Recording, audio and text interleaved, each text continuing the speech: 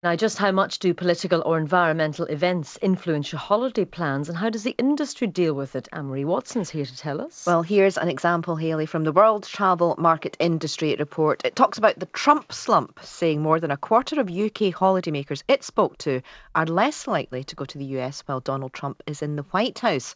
Well, to tell us more about how our holiday plans continue to change based on the news and the weather agenda and what holidaymakers can expect over the next 12 months, it's Paul Nelson from World Travel Market. Good morning, Paul. Good morning. Now, I think it's fair enough to say Donald Trump does divide opinion.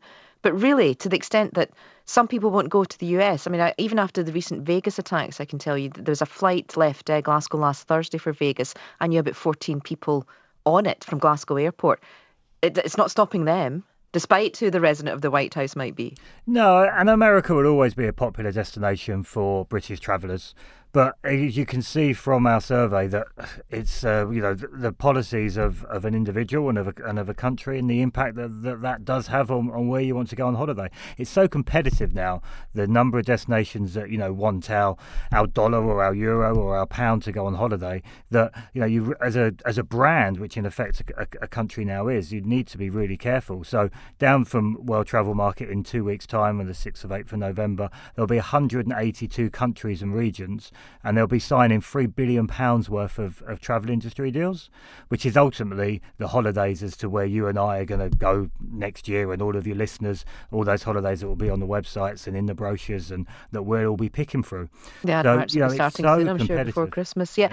In terms of booking that far ahead, or the industry looking that far ahead, when they see surveys like yours and they're thinking about the weather and stuff, how do they react to all of this? How do they make those plans? It's a really complex industry, the travel industry. The margins that a lot of these travel companies work on, other companies wouldn't even consider. And then when you put into you think about the level of logistics and the planning that they need to have. So with an example would obviously be Monarch's failure recently, where you saw 300,000 forward bookings and 110,000 customers that were still in resort, and the industry all had to club together to basically get those people back home. So the level of the contingency planning that the industry has is quite amazing. I think as holidaymakers we don't really realise.